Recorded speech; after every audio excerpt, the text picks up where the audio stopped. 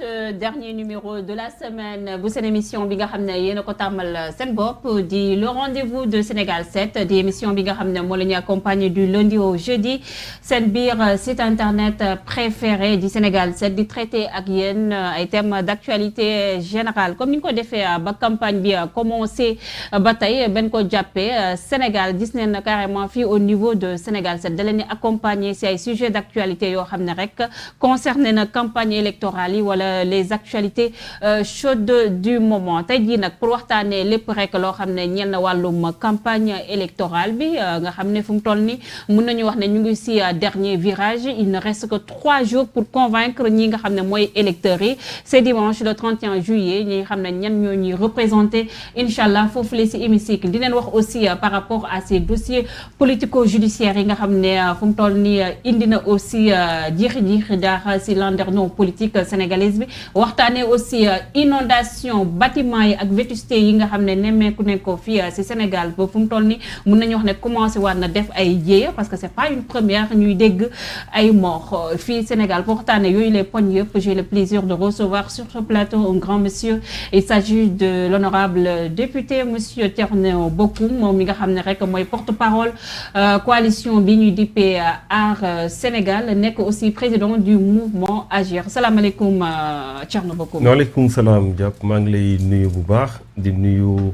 sénégalais ak sénégalaises yu ñuy déglu actuellement. di am mbégte loolu jàkkaarloo ak yow. merci beaucoup Thierno Bocoum sànq maa ngi koy wax sama ndorteelu kàddu dinañ wax bu baax ci wàllum campagne électorale ndax seen lettre bi nga xam ne si nga bokk muy Aar Sénégal mais balaa ñuy dugg suñu débat bi par rapport ak li nga xam ne ñeel na wàllum campagne dañuy wax un tout petit peu l'actualité bi nag inondation ici la bokk mais aussi am na jiyee bi nga xam ne am na foofu Médina ba ñaari ay nit ñàkk si seen ay bakken ba tey mu nekkaat si problématique bi nga xam ne nemmeeku nañ ko fii si Sénégal par rapport ak état bâtiment yi ban lecture nga si def. waaw d'abord di jaale famille yi nga xamante ne dañoo ñàkk ndax lu metti la. du ñaan yàlla mu xare leen àjjana yu gën a kawe. di wax tamit ne gis nga état dafa am responsabilité ci population. fii dafa am ay tragédie yoo xam ne dëkk nag tragédie ay drame day am fépp. waaye loo xam ne day am benn yoon am ñaari yoon am ñetti yoon tayef lay mujj doon parce que ça veut dire que man jot numtukaay yi nga war a jël ni nga waroon taxawee pour que lu mel noonu bañ a amati defoo ko te loolu yemul rek ci bâtiment yi c'est la énième fois ñu gis ay bâtiment di daanu ay nit di fi ñàkk seen bakkan. surtout à Médina dafa am état de vétusté boo xamante ne dafa laaj état mu def inventaire bi xool yan bâtiment lañ war a dëkk ak yan lañ war a dëkk trouver des solutions alternatives parce que ñooñu doo leen génne ci mbedd mi pour que bâtiment yooyu ñu mun leen a réfectionner waat wala ñu xam leneen lu ñu ciy def. Ce n'est pas le cas en tout cas si c'est le cas it ça n'a pas été bien fait la preuve gis ngeen nu mu demee. noonu lay amee un peu partout gis ngeen lu xewoon Linguère ay bébé ñu ñàkk seen bakkan.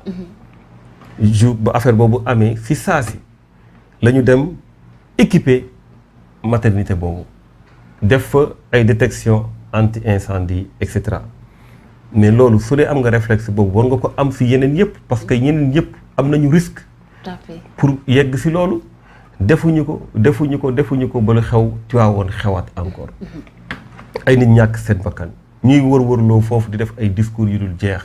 di jël ay wax ay déclaration yoo xam ne du mujj fenn loolu la ñuy defee boobu ba léegi muy pilotage à vue lu dem ci mbënd mi la même chose chaque année ay population ñu jëlee leen seen i kër seen i bagage di tëmb parfois ñu ne la am na bébé yu ci gaañu mais loolu ba kañ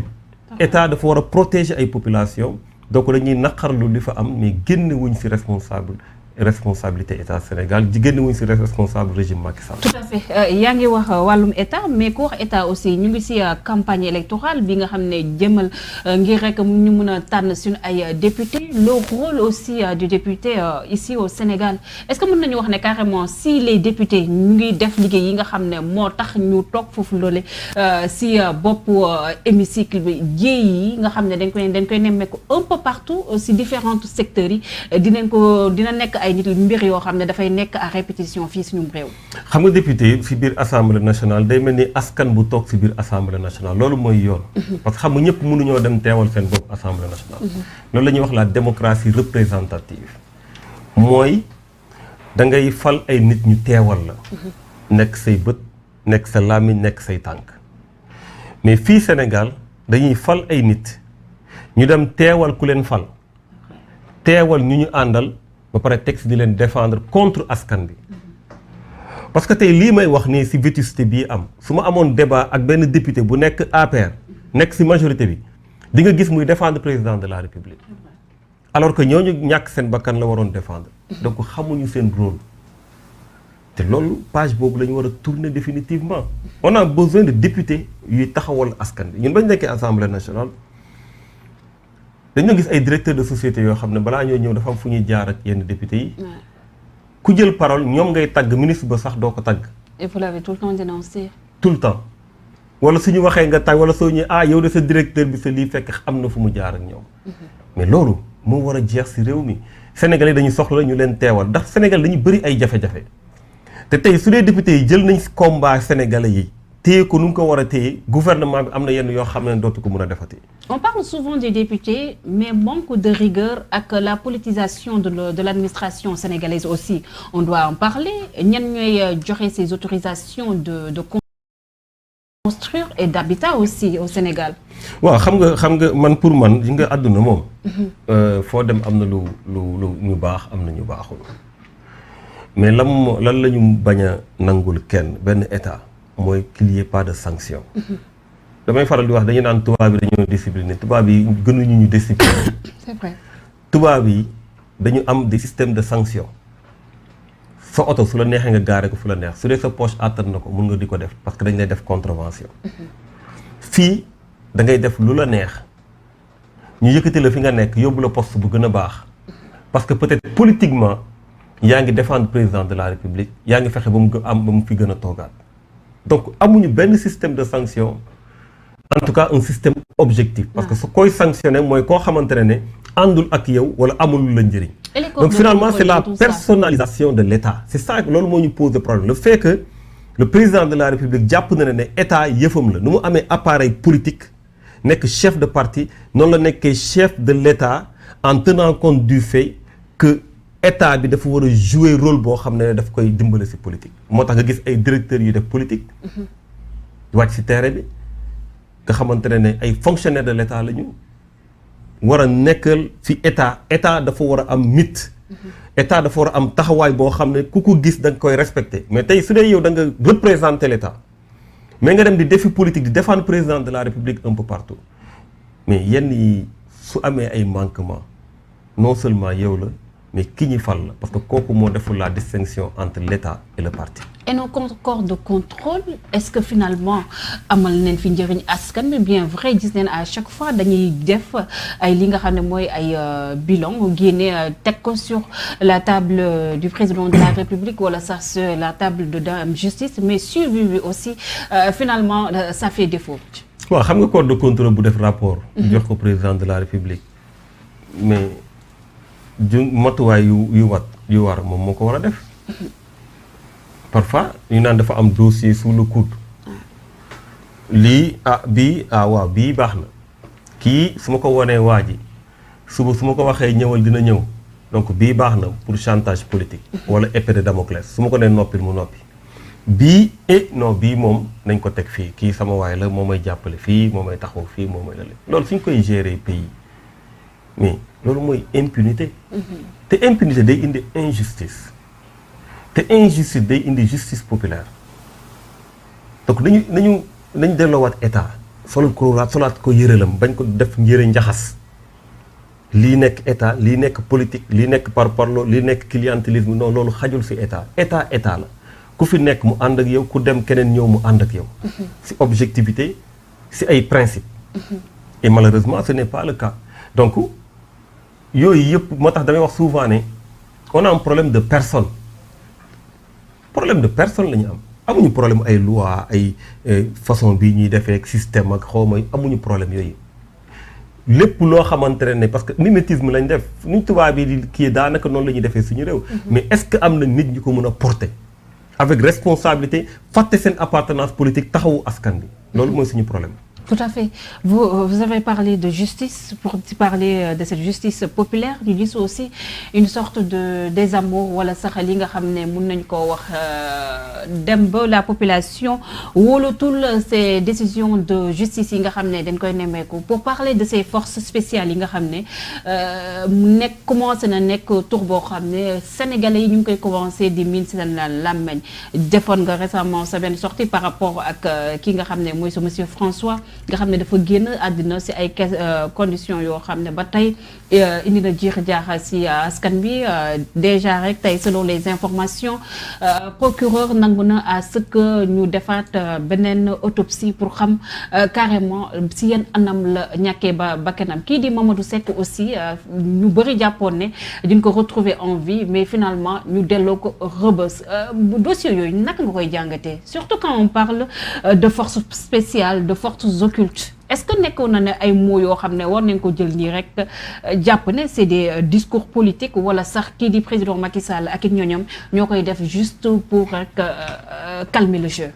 waaw non xam nga man mënuma xam kuy def juste pour calmer le jeu ou pas man j'ai vu des titres de journaux comme tout le monde.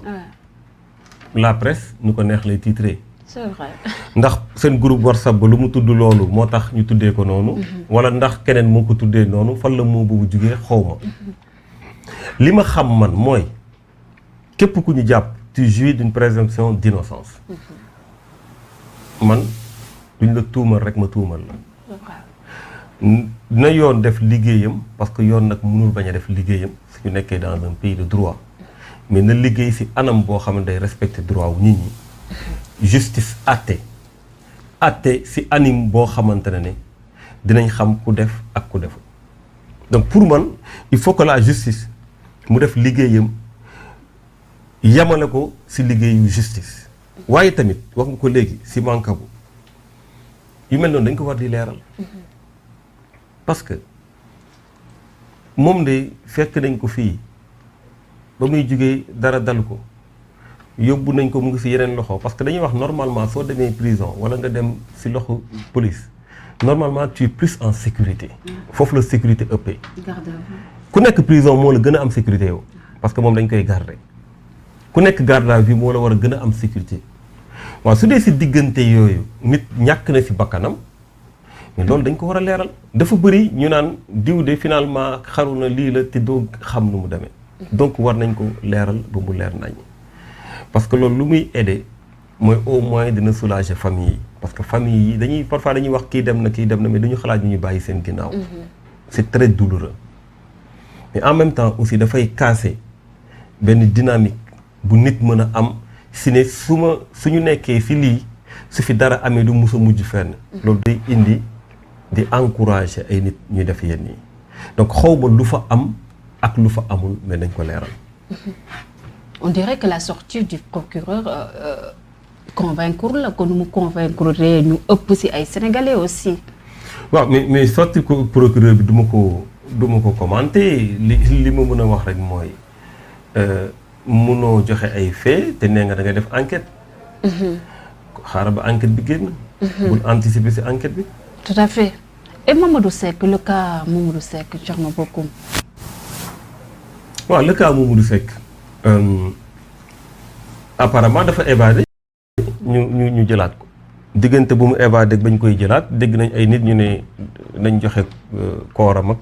et cetera su ma juumul parce que ñu bëri yaakaar nañu peut-être que dundatul pour dire que ne finalement li am solo daal mooy na justice def liggéey man bëgguma commenter ci affaire yu justice parce que xawma exactement manipulation aussi. mais il y a énormément de manipulation dans ce pays énormément. Tout à fait ñu wax ci inondation yi voilà.